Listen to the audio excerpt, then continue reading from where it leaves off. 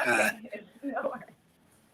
There we go. Okay, there we go. Okay, you're tuned into another episode of AIA Live, which is produced by Adult Industry Association. Adult Industry Association is an international NGO that focuses on problems that exist within the adult entertainment industry around the world, and our focus is to find sustainable solutions to some, if not all, of these problems. We partner with various other Hello. NGOs, government Oh, there you organizations, go. Okay. etc. Well, no, you're still there, Stephanie. Don't you worry, you're still with us. And today we're going to be talking about virtual sex work. We'll be talking about sex phone operators, webcam performers, and with me is the lovely I Stephanie. can't hear you Oh, for some reason. yeah, let's find out why you cannot hear me, Stephanie. How is that? Is it any better now? Okay, just 1 second. Well, it seems as though everything is fine on my end, Stephanie, so you should be able to hear me. Okay, we're having some technical difficulties with Stephanie's audio, and can you hear me now, Stephanie? Can you hear me? I can't hear you. Okay, I can hear you. Yes, I can hear you You can hear clearly. me? Yes, I can. Okay. Just I still can't hear you. What happened? well, One sec. have a look and see whether or not my microphone is muted on your side. Have you muted me, perhaps?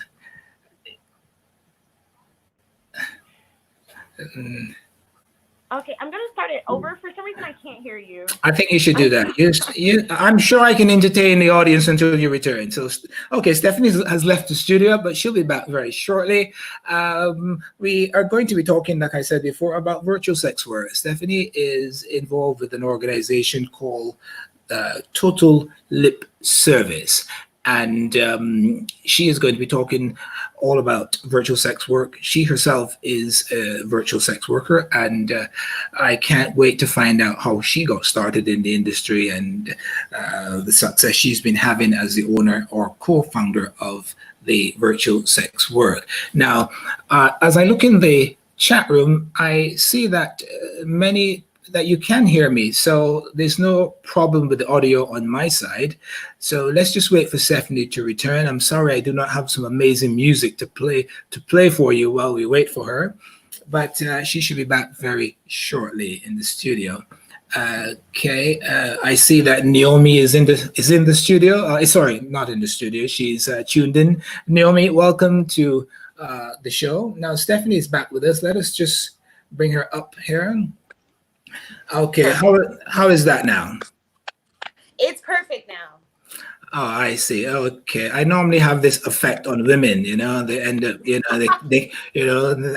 it causes them to run away from me and then come back as well. So, okay. But we always come back.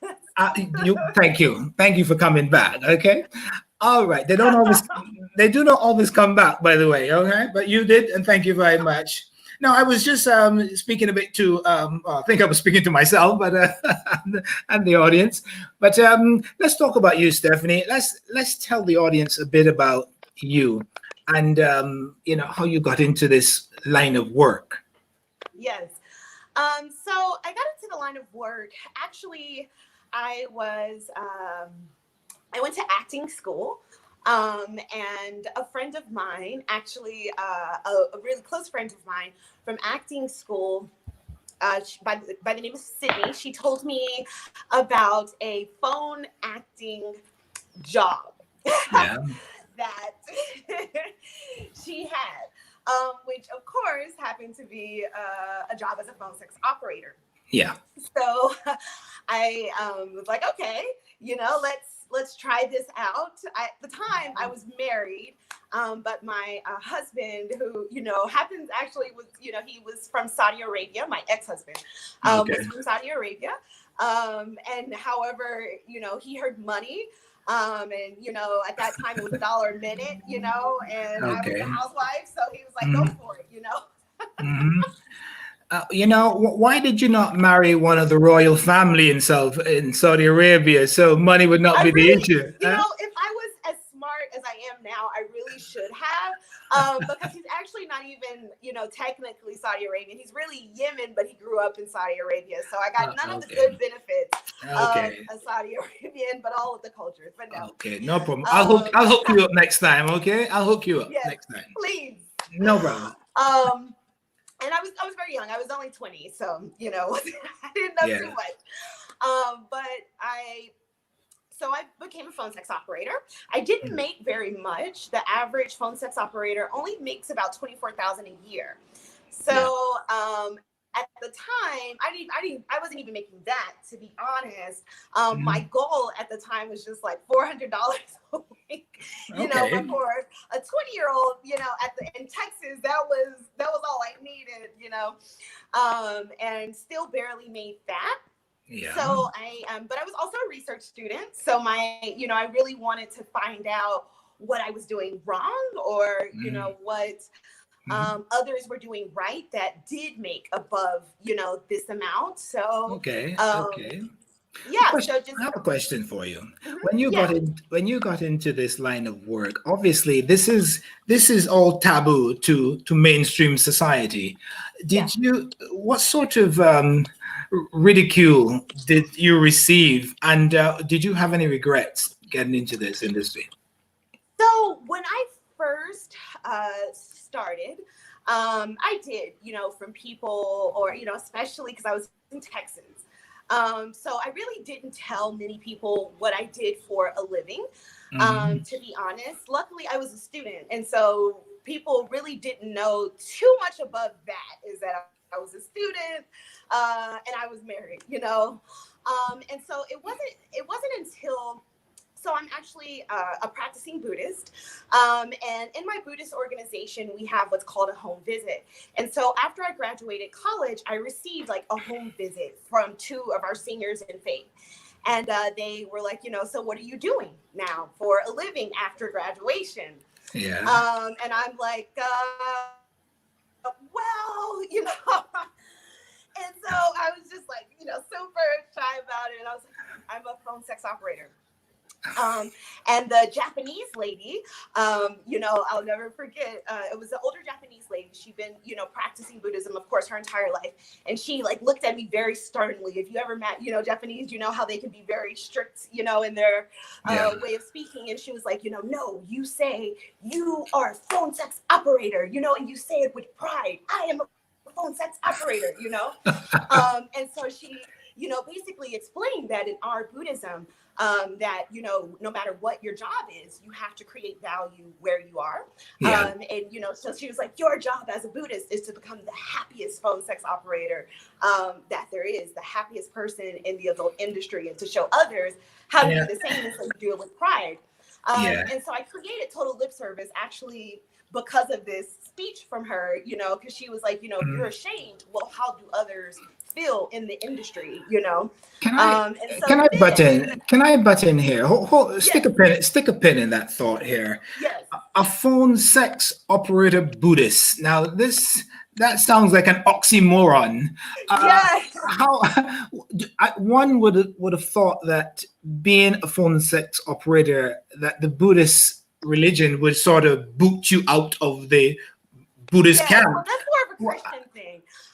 But okay. But no, I'm just teasing. But no, and of course there are about 300 sects of Buddhism. My particular form of Buddhism is really about kind of enlightenment and happiness. And sex, is a big part of that. So it doesn't have any shame or stigma towards, sex or what you do for a living. All right, let me ask a question about the actual work itself. When you got started as a phone sex operator, obviously you were young, you were obviously a bit shy, I imagine. When you're speaking to someone socially in your own comfort zone, it's one thing, but when you have to speak to someone as a phone sex operator, it's a totally different thing. You're being paid for it. How did you overcome that difference, that disparity in the way you communicate? Well, so to an extent, it was it's easier, honestly, for me as a phone sex operator because I'm playing a character. And so as a phone sex operator, I'm not Stephanie. I'm a, probably blonde-haired, blue-eyed MILF or, some 18-year-old cheerleader. And Okay. so it's easier for me because I'm separate from myself. And Okay. so while, the person, me, I might be nervous, she's not. Mm-hmm. And so it honestly is easier for me than a normal conversation with the guy that I'm attracted to be I, honest. I see. But the very first time you did it, do you remember that experience? The very first Yeah. time. Tell me about So my very first time, I remember being nervous. And honestly, this call lasted very long because I wasn't, and we'll go into that later, but I wasn't very good at it. And most people aren't. Because I didn't really know exactly what he was looking for. Yeah. And so, my calls were very short at the time, and sometimes I Yeah. got long ones. But Yeah. after the first like 5 minutes or so on the phone, Mhm. it's easier from there, Okay. so. But the nervousness didn't really go away until probably the first year of taking phone sex calls, to be honest. I see. What is the difference between the social conversation when you're flirting with a guy in a bar or club to that? What would you say are is the difference? I guess flirting with a guy in a club, I'm me, and so let's say, he's not interested or something like that, then that's me. But if it's Mm, a phone sex call, then that's not really me. That's Ashley or, Rebecca. yeah. Yeah. Who cares? But, Mm-hmm. and plus, it's probably a guy that I don't know how he looks at first. So I don't know if I'm even attracted to this person and if it even really matters. Okay. In a way, it's like, oh, my money. But besides that, with that, I know what I'm doing. When Okay. it comes to a person that, we're talking about me and opening up myself to another person, that's a whole nother story for me. I see. Did you have someone coach you for the first time or the first times? Yes. So the company that we worked for at that time, I had a trainer, or it was a trainer there, and she was just available if you had questions. She did like 1 day of training. And then I worked for another company where we had weekly training, and they Okay. also would listen to all the calls and coach you in between calls. I see. But back in the day when you started, what kind of monies were the girls making at that time? So at that time, for the first company, we made about $1 a minute. Okay. The customer paid $2 a minute, and the company kept 50%.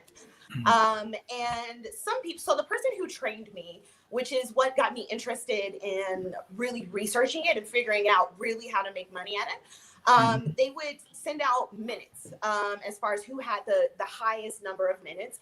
And we all got about $1 a minute and some more. And this particular woman, she would always have about 1,500 minutes a week. And so I knew she was making at least $1,500 a week. And to me at that time, that was a lot of money. I was just 20, in Texas. Okay. So I was like, okay, 15,000, I'm sorry, 1,500 a week. I wanted to figure out exactly what she was doing to make that much. And so I was someone, I asked her a lot of questions about, what she did in different calls, Mhm. and as well as, other trainers that came after that. Okay, someone in the audience is asking if this is based in Barbados, but I'll go ahead and answer that. This Stephanie is not based in Barbados, and I don't imagine when you first started you were in Barbados when you No, first started. I was So in for the Texas. in Texas, okay, for the benefit of the person sending the message. So yeah, so this was in Texas. Yeah. Okay, this is quite new to the Caribbean, But by I've the. always worked at home, so it was still at home on the phone. Okay, all right. Well, how has your? I mean, are you still a sex operator now? I am, yes. I don't get to as much anymore because I have total lip service and that takes a lot of time.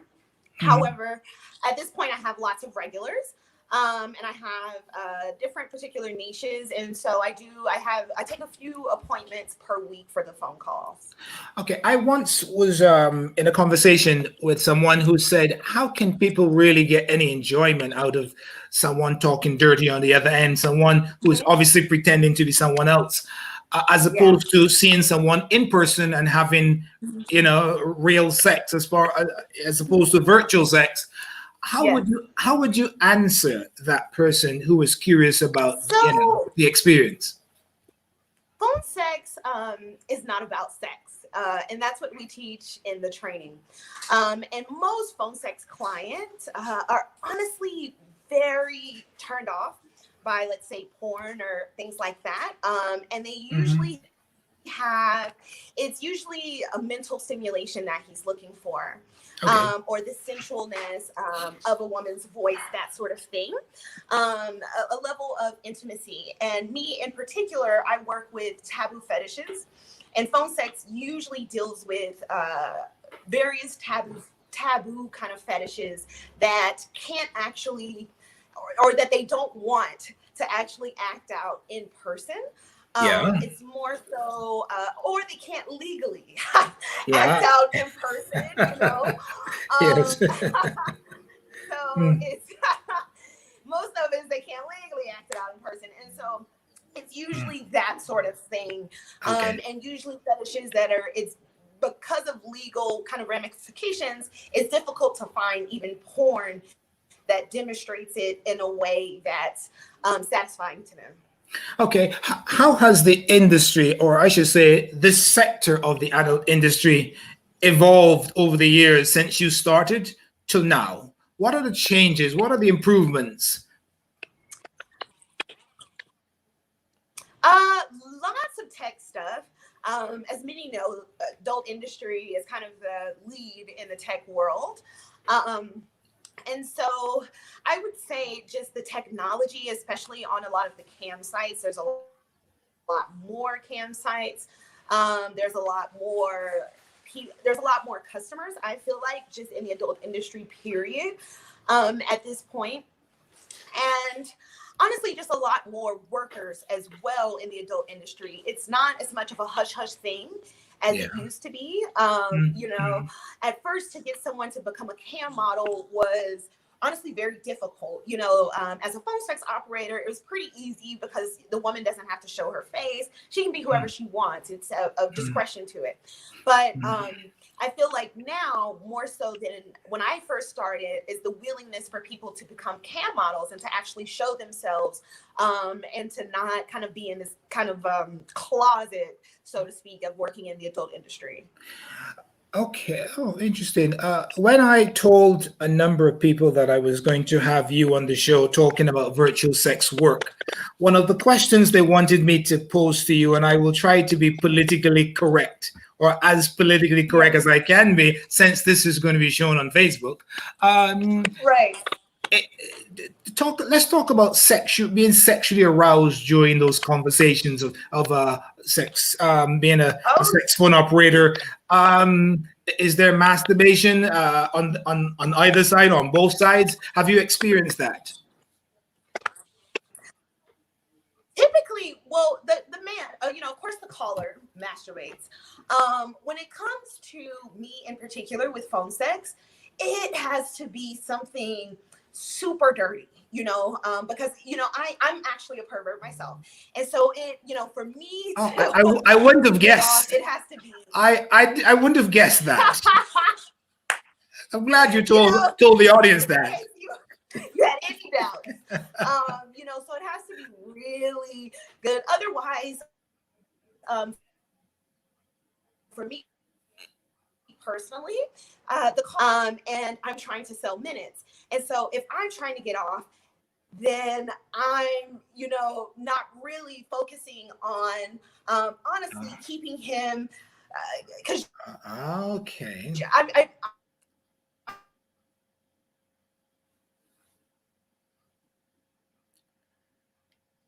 Okay, we've had a bit of disruption here. Stephanie's audio is stuck. I'm not sure if you can hear me, Stephanie, but maybe you might need to go out and come back in again to sort of renew your connection to the show. Okay, well, Stephanie seems to be stuck. Stephanie, I would suggest you go out and come back in again if you can hear me. Let us see what. Let me remove her from the.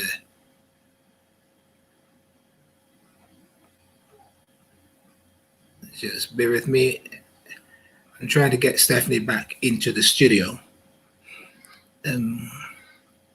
Okay, Stephanie has left the studio. She will come back very shortly. So you're tuned into Adult. No, what am I saying? You're tuned into AIA Live, which is produced by Adult Industry Association. I'm your host, Charlie Spice. Today we're talking about virtual sex work, and our guest is Stephanie. She's from a company called Total Lip Service. She's not in the studio at the moment. We had a bit of technical difficulty, so she had to leave the studio, and will be back shortly, I have no doubt. Now, we're going to talk about the various areas of or the various types of opportunities available in this sector of the adult entertainment industry. Now, this sector has grown tremendously and exponentially over the years. I remember when I first heard about it, it was the sensation of the moment, and today it has certainly grown. I imagine with COVID-19, it's going to become an even bigger sector of the industry, because now everyone is forced to consider an online presence. Most of the sex workers around the world are considering becoming virtual sex workers as a way of earning money during this social distancing period. We're still waiting for Stephanie to join us, or guest. I believe she's back with us. Bear with me. Let's get her back into the studio. Okay, there you are again. Wow. Sorry about that. Internet stopped on me. So. I'm so glad you're back, because my audience would be so disappointed if they had to listen to me ramble on for another 15 or 20 minutes. They do not want to see me. They want to see you, Stephanie. So thank you for coming back. This is the second time you've left me and you've come back. This is my track record with women is obviously improving. Okay. Yeah. Okay. What was we were talking about sexual arousal, and what about relatives? What about relatives and friends? When your friends and relatives found out you were involved in this type of work, what sort of reaction? Did you get from them? Different reactions. So my dad had a literal heart attack. Not a heart. No, he really actually had a heart attack. And he said, it's because I found out you're camera. So my dad, because my brother told my dad, my brother did know about me being a phone sex operator. He didn't know about me being a cam model. Mm-hmm. And a friend of mine, she thought he knew, so she told him. We were all together hanging out, and she mentioned it. I'm like, oh no! So my brother, of course, tells my dad, and my dad, I was like, well, I'm moving into training now, where I'm training people. And he's like, so you're a pro, And oh wow! My aunts, however, and cousins, they loved it. My aunt, she got on as a phone sex operator. My mom edited our training. Wow. I've spoken to many women about sex phone work, and most women seem to think they could do it or would do it at some point if given the opportunity, as opposed to being a full-on escort or prostitute or other type of sex work. So I can understand the heart attack with Dad, and but I can also understand the support you got from other members. Now, someone is asking in the audience what type of software is required to do the phone sex work. Just your phone. To become a phone sex operator, you really just need your phone, which is awesome because you can literally do it anywhere. So as far as that, and as a cam model, Honestly, now you can use your phone to be a cam model as well. So it's, Mhm, mhm. if you have a phone, you're good, and or a laptop Okay. would be better. Okay, well, we were talking about the sex phone work. Now we see we've graduated now to webcam work. What sort of software besides the phone and the laptop is required to become a webcam model? It's pretty much the same. You would just need a phone, preferably a really good camera, of course. But to start, honestly, you don't even really need that. The customers will pay for that. I tell everyone, like, just use the tools you have and let the customers pay for the rest. I see. Okay. Now, obviously, you would need to partner with a studio, some company that has a studio.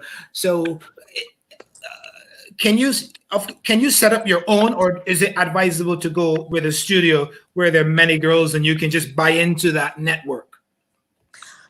It really, I would say it's always best to get some type of training, which because it's the difference between working very hard and making very little, or working not hard at all and making a lot. And most people, it's a high turnover rate, as you can imagine, for both phone sex operators and cam models. And the biggest reason is because they don't truly know what the customer actually wants, what he's asking for. And a lot of times the customer doesn't know. And so it's kind of hurt, as the worker, it's your job to know. Mhm. Mhm. Before he even knows what he needs. Okay. And a lot Okay. of people don't understand that, which is why they typically don't succeed. But if you have someone there to train you or to guide you and to let you know what you don't know that you don't know, Yeah. Okay. then Okay. you'll succeed. Okay, I'm going to. I want to talk about total lip service in a minute, and what you do and how you do it. But before we do that, let's talk a bit more about now. You were a phone sex operator. You may still be doing that. You're now a webcam model. Tell me a bit about that.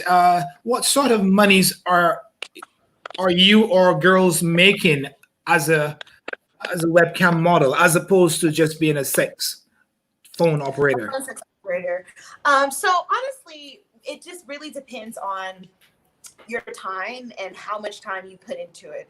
Because for myself, I don't do live stream webcamming. I get paid per minute, and I only do private shows. I've only done private shows. Okay.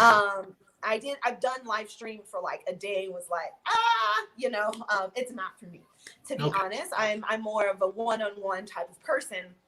And I get paid a lot more for that as well because I specialize in taboos across the board, Okay. and so because of my specialty, I get paid $4 a minute for webcam, and I get paid $2 a minute for phone sex. So when I was about 23 is when I started making six figures at phone sex, and when I became a webcam model, I honestly made about the same. I just worked half of those hours. I see. You talk about taboo things. For the benefit of those listening who may not know much about this industry, explain your phrase taboo. Did you say taboo topics? What? I don't know. Yes, You mentioned so my niche is I specialize in taboos. Okay. So for the phone, I'm usually playing, like I said, a white MILF is typically my character because they make a lot on the phone. Mhm. And, to be older, typically someone wants to talk to you. Whereas me, as my age, or, especially when I started, when I was in my early 20s, people don't really think that you're going to be a good conversationalist, and he'll Mhm. talk to you for about 10 minutes and get off. But as a MILF, he's going to want to talk to you for hours. You guys are going to be talking about kids and marriage and all sorts of stuff, Okay. for hours and hours. And so for that, the taboos I specialize with usually is forced by. I specialize in age play, incest play. I'm not sure what kind of things I can say on Facebook Live, but blackmail. I do. I'm, a lot of my characters is what it's called a manipulatrix. And so I'm a licensed hypnotist as well. And I Okay. usually do that over the phone. So those kind of things, getting people to do worsen, I guess, like their taboo fetishes. So if he has a spending problem, I pretend to be a doctor and then I make his spending problem worse, those sort of things. Okay. Okay. Let's talk about now total lip service. Yes. Okay, sorry, Okay. but as a cam model, my niche is race play, and so it's me kind of being a little slave girl, if that makes sense, and people call me names and that sort of stuff. So, anyways, those are the taboos. Can, do you So total lip service. do you think before we go there, do you think I can become a webcam model at my age? Oh yes, you would be a great daddy. It would be you.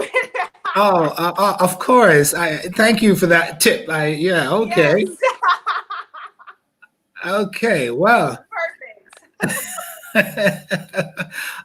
Don't I might sound like the perfect gentleman, but I can talk dirty. Don't you worry. I'm Oh sure I yes, can. I can tell. I will enroll in your training and get the Yeah. benefit of that.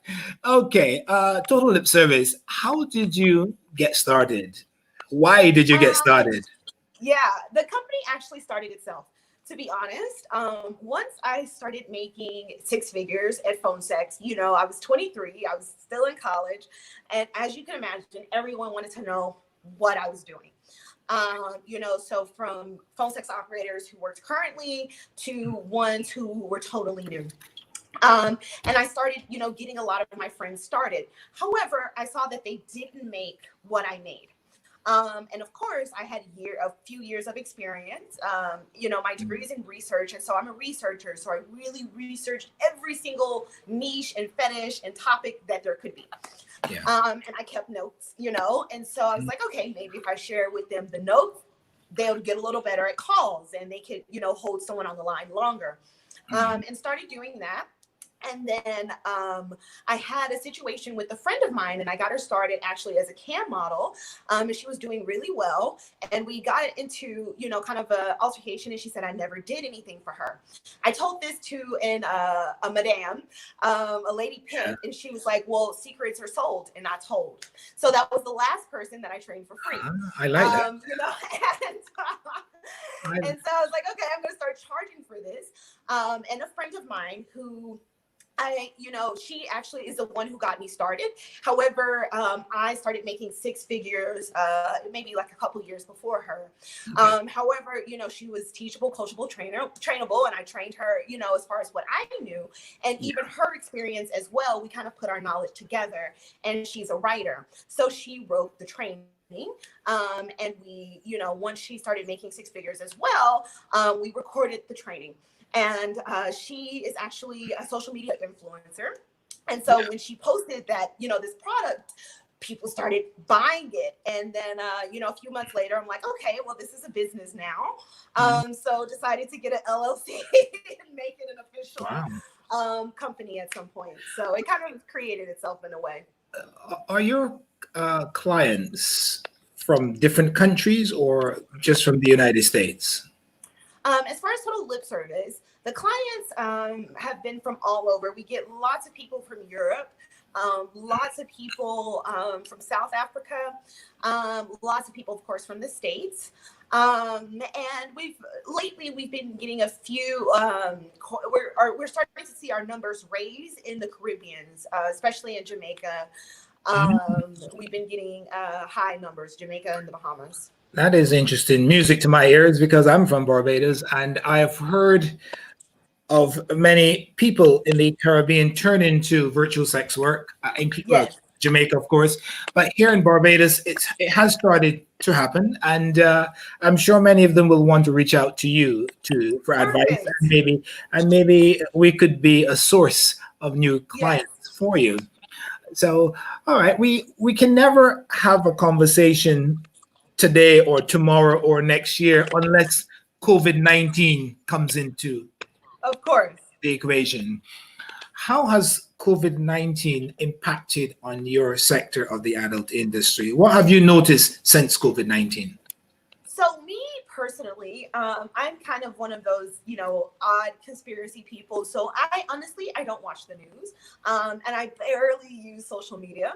So Mm, I didn't know about COVID-19 until my calls started to increase, and my shows started to increase. And I'm like, God, what the fuck is going on? Like everyone's mm, home or something, mm, mm, mm, And then, of course, I started to hear about it. I'm like, okay, let me check out social media and all this and figure out what's going on. mm. So that's kind of before the mandatory quarantine started. But of course, those that clientele is usually a more elite group, and so they Mhm. typically, kind of know about things a little bit before Yeah. they come into full effect. And so, honestly, I heard about, and talked about it a great deal from a client of mine who happens to Yeah. be a politician, Mm, and told me all about it. And I was like, okay. And mm, so that's how I mm, found out about it. And then the increase in total lip service, a lot of the people wanting to train and things like that, mm. and actually it was I wanted to work on a new project, one that I told you about earlier, and I wanted to actually close total lip service. However, our clients didn't let us do that. People, started Mhm. buying things and were like, I know you guys said that you're closed, but can I just bought a package? Can you please get me started? And I just like, Okay. whoa, it's desperation. So Mm, it's mm. been also, though, I feel like the longer that it's going, there has been a big influx of workers. And so Yeah. I did a virtual conference with different women in the industry, and lots of them spoke of concerns about the industry becoming, basically too many people working and not enough customers. Um, Yes. yes, so however, for us, and at least like the total lip service, our clients, they're already equipped, honestly, that they don't need a lot of customers, because they know Mm, what they're doing. And so they can keep mm. one or two customers on the line for a long time. Yeah. So they don't need it. And so me personally, I honestly, I don't really need a lot. I really Yeah. just take about two or three, Mm, and I make mm. anywhere from 100 to 200 an hour. If I can hold just a couple of them on the line, then I've made my goal for the Wow. day. And Wow. so Mm. it's You're not going easy. to, when you start throwing those numbers around, you're going to get a lot of calls from people who listen into the show. Uh, okay, for those who are tuned in today and who will tune in the future, what let's break down total lip service in a few sentences. What is total lip service? What do you do for people? So we are, as our slogan says, the world's first sex work academy. And so we, honestly, we're an educational based company. And so we sell online courses for phone sex operators and for cam models. So the courses, of course, they teach you how to get started, but getting started, honestly, is a fool's job. It takes nothing for that. Yeah. It teaches you actually how to make real money. Okay. It teaches you about different fetishes, about niches, and that sort of stuff. So that's what the training goes into. And it also teaches you how to sell minutes, because that's really your job as a virtual sex worker, is to sell someone's minutes. And so that's the most important part. And it really teaches you that the art of conversation, even as a cam model. For instance, I start my shows fully clothed because I'm selling minutes. I'm not selling sex. And so Okay. so everything takes a few seconds, which adds up to a minute. Anyway, so we really teach the art of that, because of course the caller doesn't, if as soon as he figures out that's what you're doing, he's going to hang up. He'll never call you again, and he might give you a bad rating. And so it's a fine art Okay. to this, and it's Yeah, basically I can see that. taking someone from a complete beginner to a pro.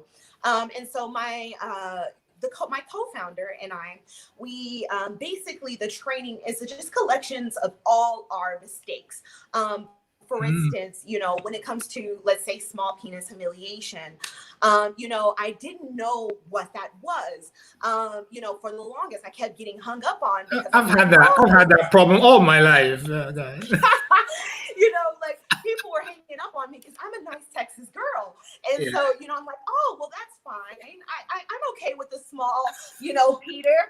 And they hang up on me. I'm like, what the hell, And then finally, a trainer of mine who was so mean and sassy, a gay man, he was like, what the fuck, if he tells you he has a small penis, you're not seeing him. He wants you to laugh at it, you idiot. And I was like, oh, and those were his words that like changed my career. Okay. It's like, I'm supposed to No, laugh at it and make fun of it. it's So anyway, it teaches her how to know that he has a particular fetish. For instance, everyone's financial, domination fetish. They don't come out and say that, but it's something for you to figure out. And some of them don't even know that they have this fetish until they, until you okay. bring it out of them. And so it's teaching you also that to kind of find those triggers for them and those things about themselves that they don't know. And if you can do that, he's going to be attached for you forever and ever. I can see if you're a good communicator, and it's not just being a good communicator in general, but communication as it relates to being sexy, being erotic, being, but this is not for everyone, Stephanie, obviously. But everyone listening to you will think, well, I can do this. Yeah. How would you? Are there people you would say to? Would you say to someone, this is not for you? And if so, what are the signs that you would pick upon that would cause you to say to someone, sorry, buddy, but I don't think this is for you? Yeah. So I didn't know that it wasn't for everyone until I started Total Lip Service. And I was able to see. So an example of a person who this is not for. I had someone who took the training, a friend of mine who was smart. So I thought she could get this, and she took the training, and she basically, after hearing everything in the training, she's like, I don't want to play a character. I just want to kind of be myself. And it's not that it's anything wrong with that. It's that things will really be very personal to you if you decide to, if you don't know that you're actually playing a character. And even as a cam model, if I'm Stephanie on the camera, I am not going to do well. I'm going to take things very, very personally. B, because what Stephanie likes is one thing, and what Jada likes is a whole nother thing, and so you won't really, honestly, if your goal is to make money, then so that's one. And really, if someone basically is teachable, coachable, trainable, if someone can train you and someone can teach you, then this is perfect for you. But if you're someone who typically does your own thing, although someone's giving you a blue book on what to do, it's not for you. You'll fail miserably at a lot of things, but especially at this. So. Okay, well, we are almost out of time for this discussion, but for the time we do have left, I would like you to share your contact details with people who are listening to this discussion so they know how to get in touch with you and with Total Lip Service. Yes. So for Total Lip Service, you can go to totallipservice.org, and that's www.totallipservice.org. And you can email us at info@totallipservice.org. Naomi is our lovely administrative assistant. She's far more responsible with communication than I. As you probably noticed, even in trying to contact me for this, I'm not the best person with that sort of thing, or just, but Naomi is so good, and she is, very caring, very patient. And so, if anyone has questions, Naomi will, I'm really not the person. If I need to reach you urgently, I think I'm going to tune into one of your shows and I'm paid by the minute to talk to you. Yes, exactly. Or you can call and pay me me by the minute. I'll ask you the first ring. But besides that, Naomi is the person, and that's info@totallipservice.org. Our IG is Total Lip Service LLC. We also have a Facebook group. I think it's just Total Lip Service. Okay. As I'm not a Facebook group, I'm sorry, a Facebook page. I'm sure that Naomi is going to post the details of your contact details on the Facebook. No worries. On the Facebook chat group, chat room for the show at the bottom there. So not a problem there. I would like to know, before we wrap up though, what are, in every industry or every industry sector, there are negatives and downsides and horror stories and so forth. What can you share some of those with us? What are some of the downsides or some of the horror stories that came out of this industry? I don't know, somebody being stalked and then being attacked in the street. So this is another reason why you should be yourself, you know? Right. So for me, honestly, I've never had any problem personally when it comes to anything like that. Even for webcam, I've never been exposed or anything like that. To be honest, I could have been a secret webcam model my whole life if, I didn't start Total Lip Service. So that has never happened to me personally. But I have heard of a phone sex company that I was working for. Someone found out their home office address, like wherever it was, and they did have a group of people working in the office, usually the administrators. However, a guy, the one who kind of went off on me, he used to play female characters, and he was a fucking pistol. He'd call you a skank, a beat, whatever. He'd call you any name under the sun. And so when people quit, they typically didn't like you. Okay. And so some person told a customer that guy was in fact a guy, and told them the address. And I heard that the customer came. So since then, that company has now split. They started working at home. They changed the name and all of that. Okay. So I did hear about that. To be honest, I have never, in my 9 years of being in the industry, and we've trained over 4,000 people, I've never heard of someone really being stalked. For phone sex operators, at most, they'll find out that you're a fake. That has happened. I accidentally, one time I was watching him, but he's thinking I'm a blonde haired, blue eyed MILF. I have on no makeup, hair's not combed, teeth not fucking brushed, shit under my eyes, like the ugliest I could ever look. And I accidentally clicked the camera, and he saw me for a split second. Oh dear. Okay. He never called me again, but now he calls me a different character, so he doesn't know it's the same person. But I've had those kind of funny hiccups, but I've never had any serious issue, that didn't come from myself. Now, poor customers, I've created some, but as far as to me, I haven't had any problems. Well, it certainly is. It's certainly one of the more. Well, I think it has to be the safest sector of the industry, because you're not in direct contact, as opposed to being a sex worker in the streets, a prostitute or an escort, where you're coming into physical contact with someone in compromising positions, etc. So yeah. Well, anyway, we've unfortunately, Stephanie, as much as I enjoy your company, your conversation, your lovely face, and your winning smile, we have to bring this episode to a close. I see how you made it with the ladies this year. You're a pro. Yes. I'm the definitely come and visit us. We'll hook you up. Don't worry, I'll be the next sex phone operator or webcam model very soon. Very soon. Okay. Well, today we were chatting with Stephanie from Total Lip Service. We were talking about virtual sex work. Very exciting conversation. And you can tune into the archives of this show on Facebook or on YouTube. We're actually on facebook.com, Adult Industry Association. This is AIA Live, the blah, blah, blah, blah. I can hardly talk, Stephanie. You see, your presence is making me nervous here. Yay! The AIA Live is the talk show for the adult industry.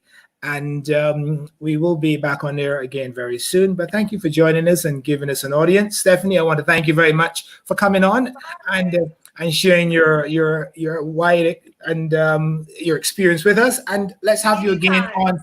We'll have you on again to talk about some other interesting topics regarding this sector of the industry. So thank you very much. And we are out of time. Thank you. I'm your host, Charlie Spice. See you again. Peace. I am out. Bye.